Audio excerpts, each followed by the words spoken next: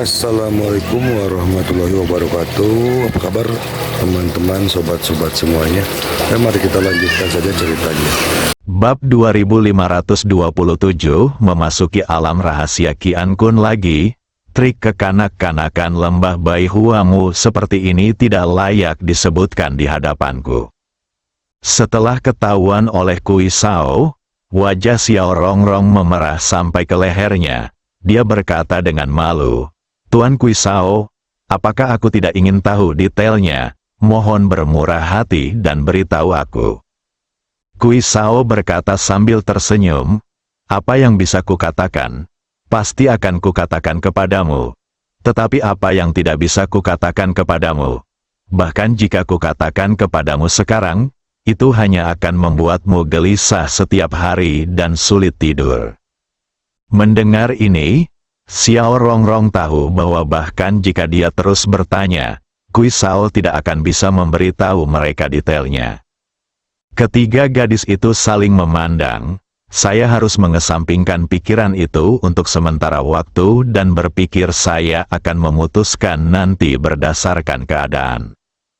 Pada saat yang sama, setelah Li Fugui keluar, dia berjalan ke depan tidak jauh dan tanpa diduga melihat San Xing, San Chun dan Meng Xian berdiri bersama, semuanya dengan ekspresi khawatir di wajah mereka. Li Fugui berjalan maju dan mulai berlatih meditasinya. Setelah melihat pikiran ketiga orang itu, dia tidak mengungkapkannya secara langsung. Sebaliknya, dia berjalan ke arah mereka bertiga dan bertanya dengan rasa ingin tahu yang pura-pura. "Apakah kalian siap secepat ini? Jika kalian siap, mari kita naik ke atas dengan cepat dan kembali bersama nanti." Mendengar ini, ketiganya saling berpandangan. San Xing akhirnya berbicara lebih dulu dan berkata kepada Li Fugui dengan putus asa, "Saudara Fugui, Anda tahu bahwa kali ini kami bertiga datang ke negara pulau, dan kami semua menemukan cinta sejati kami. Sekarang, kami bahkan belum sempat berbincang-bincang sedikit pun, dan kami harus pergi. Saya pikir, jika memungkinkan, dapatkah Anda mengangguk dan setuju untuk membiarkan kami membawa kembali gadis-gadis yang kami cintai?" Li Fugui sebenarnya sudah memikirkan apa yang harus dikatakan. Dia menatap mereka bertiga dengan serius. Setelah beberapa detik, dia bertanya pada San Chun, "San Chun, apakah menurutmu juga begitu?" San Chun mengangguk tanpa ragu. Berikutnya, Li Fugui menatap Meng Xian lagi. Ketika Meng Xian juga mengangguk, Li Fugui mengangguk dan tersenyum. "Baiklah. Karena kamu ingin membawa mereka semua kembali, maka sekarang, kamu panggil mereka bertiga dan minta mereka untuk bersiap." Setelah mendengar ini, mereka bertiga hendak mengucapkan terima kasih kepada Li Fugui.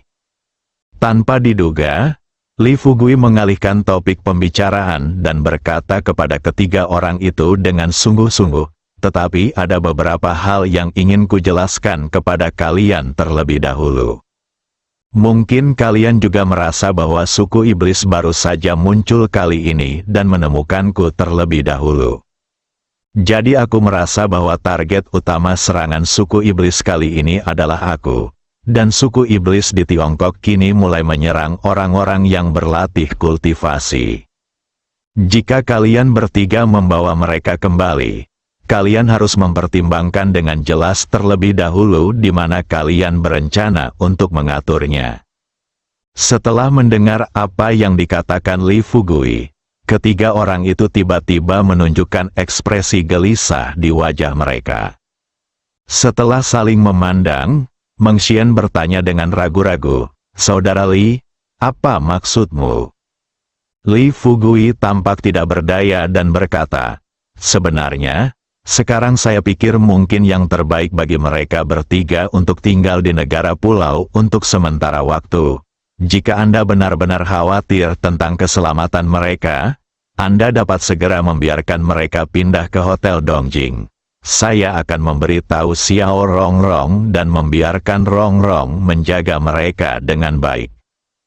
Selain itu, saya baru saja memberitahu Kui Sao untuk tinggal di sini untuk sementara waktu dan menjaga keselamatan gadis-gadis itu. Tentu saja, saya hanya memberikan saran tentang masalah ini. Anda dapat memutuskan sendiri pengaturan khususnya. Air mata mengalir di mata Meng Xian, meskipun ia tidak ingin berpisah dengan cinta yang baru ditemukannya. Tapi saat ini, saya tidak punya pilihan lain. Mereka hanya bisa melakukan apa yang dikatakan Li Fugui dan kembali terlebih dahulu untuk mencoba menghilangkan krisis yang dibawa oleh iblis kepada umat manusia. Hanya dengan cara ini mereka bisa hidup bahagia dengan orang-orang yang mereka cintai tanpa rasa khawatir.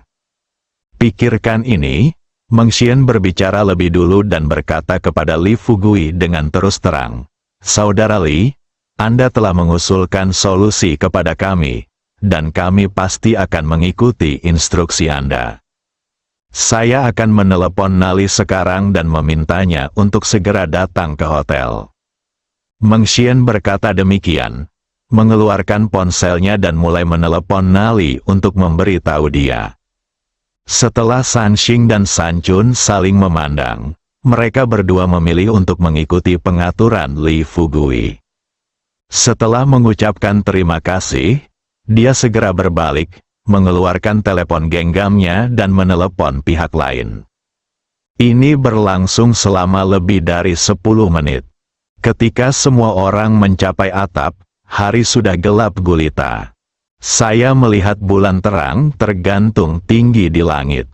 Li Fugui memejamkan mata dan merenung selama beberapa detik, lalu berkata kepada Ibu Pertiwi yang berdiri tidak jauh dari situ, "Ibu Pertiwi, mari kita panggil Zhen Tianhou sekarang, dan mari kita kembali." Ibu Pertiwi tidak banyak berpikir dan segera memanggil Zhen Tianhou. Ketika raungan mengguncang langit berubah sebesar pesawat terbang dan terbang ke awan, Li Fugui dan yang lainnya mengedarkan energi vital mereka dan terbang ke langit. Setelah semua orang duduk di punggung Zhen Tianhou, atas perintah dari Ibu Pertiwi, Zhen Tianhou mengepakkan sayapnya dan terbang menuju Tiongkok. Dalam perjalanan, semua orang tampak serius. Dibandingkan dengan saat saya datang ke sini, orang-orang ini semua sangat gugup. Bagaimanapun, ras iblis telah muncul, dan hal semacam ini hanya terjadi ribuan tahun kemudian. Sebelumnya, tidak seorang pun dari mereka mengira akan menghadapi keadaan darurat seperti itu dalam hidup mereka. Li Fugui duduk di barisan depan, ia memandang ke kejauhan dan melihat awan-awan berlalu di dekatnya. Setelah beberapa detik, ia merasa sedikit lelah tanpa menyadarinya. Setelah perlahan-lahan menutup matanya, Li Fugui dengan lembut bersandar pada Suster Ming yang duduk di sebelahnya. Saudari Ming merasa sedih ketika melihat ekspresi lelah di wajah Li Fugui. Dia memeluk Li Fugui, lalu berbisik kepada Hua Duo, Dimu, dan orang lain yang duduk di sebelah kiri dan kanannya. "Pelankan suara kalian, Fugui lelah dan sedang tidur sekarang." Sebenarnya, tidak ada seorang pun yang mengatakan apapun. Suster Ming mengatakan ini hanya untuk mengingatkan semua orang agar tidak membuat keributan selama penerbangan berikutnya dan mengganggu istirahat Li Fugui. Mari kita bicara tentang Li Fugui, setelah memejamkan mataku dalam keadaan linglung. Jiwanya seakan melayang keluar dari tubuhnya, segera setelahnya. Pemandangan yang tidak muncul selama hampir 2 tahun kini terlihat lagi. Bagus, kali ini, dia memasuki alam rahasia Qian Kun lagi. Pertama kali dia masuk, dia terlihat seperti masih berada di desa. Saat itu, dia masih dianggap orang bodoh oleh penduduk desa. Sejak saat itu, lintasan hidupku berubah total. Penampakan peri cantik yang dilihatnya di alam rahasia saat itu berangsur-angsur kabur dalam pikiran Li Fugui. Namun, Li Fugui masih ingat dengan jelas kejadian di alam rahasia itu. Berjalan di antara rumput peri, Li Fugui memandangi bunga-bunga bermekaran dan kupu-kupu terbang di sekelilingnya, dan tubuh serta pikirannya langsung rileks. Tepat pada saat ini, peri misterius dari alam rahasia muncul lagi.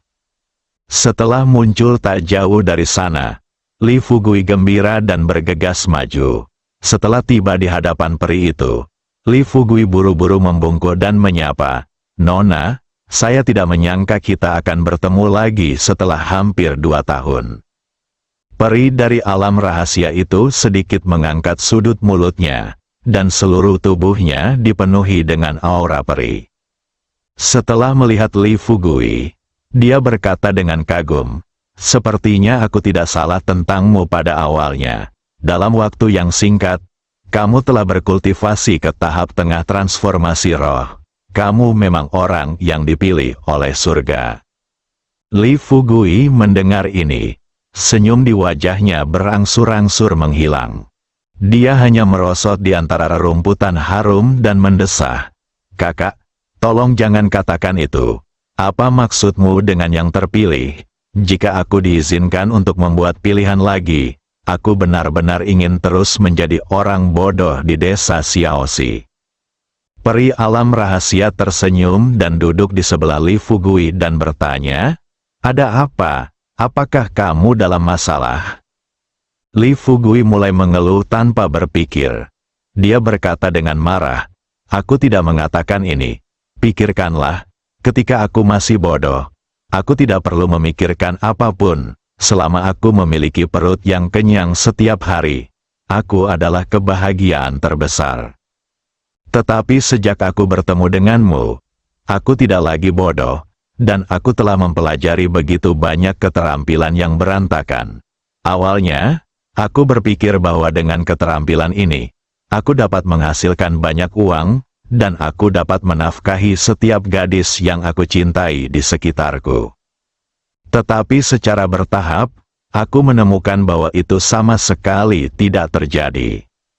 Sama seperti aku sekarang, kamu mengatakan aku tidak punya uang, tetapi aku cukup kaya untuk menyaingi sebuah negara. Kamu mengatakan aku punya uang, tetapi tampaknya selain uang, aku tidak memiliki dukungan emosional di sekitarku. Juga, karena kita dapat bertemu lagi, kamu harus tahu situasiku. Ada begitu banyak gadis di sekitarku.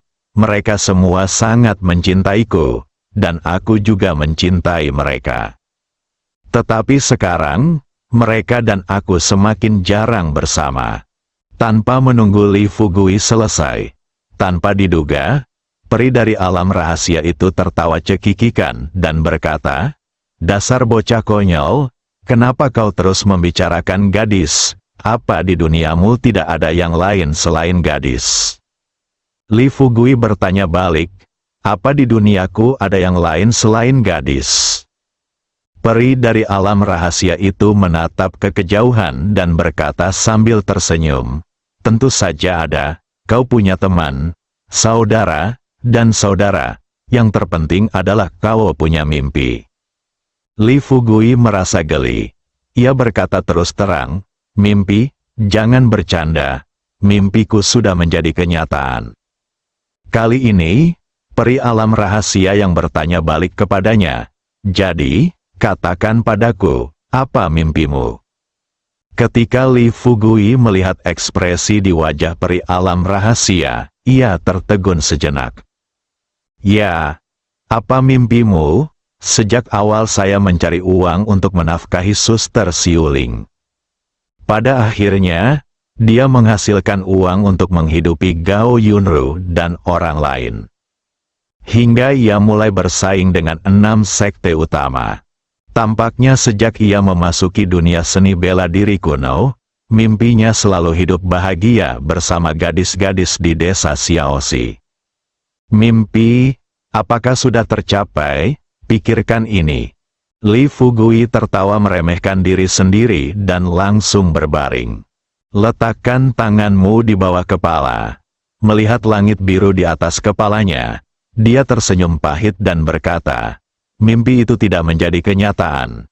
Tetapi sekarang, tampaknya mimpi ini tidak dapat disadari juga. Ace dan memutar matanya pada peri ranah rahasia, dan berkata dengan marah, apakah menyukai seseorang bekerja? Desa Xiaoxi dengan gadis-gadis yang sangat saya cintai. Kali ini aku pergi ke negara pulau, dan bertarung melawan suku monster untuk pertama kalinya.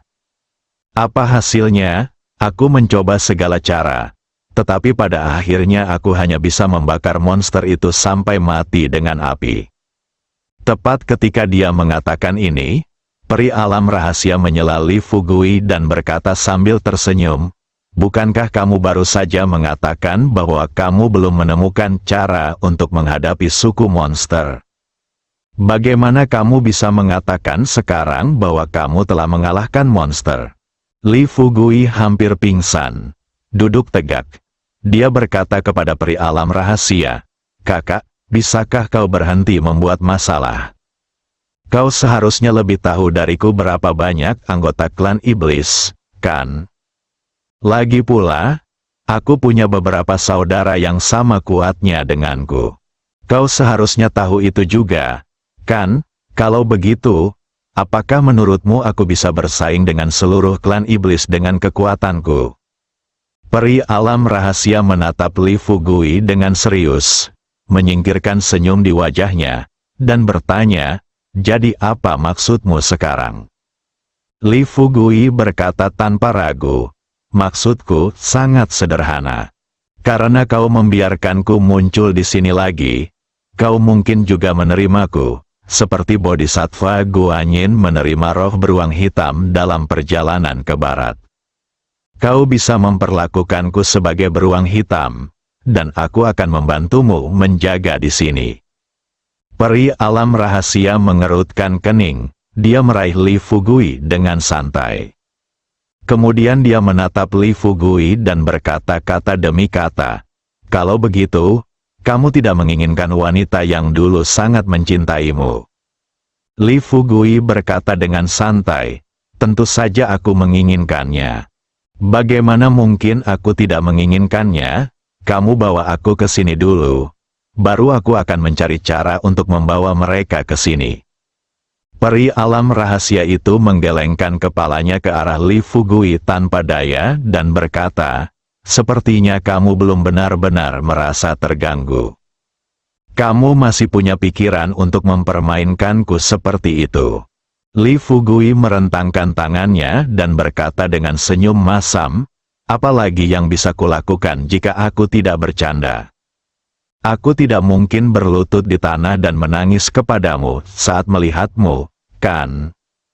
Aku tidak tahu apakah orang lain bisa melakukan hal seperti itu. Tetapi aku, Li Fugui, pasti tidak bisa melakukan hal seperti itu.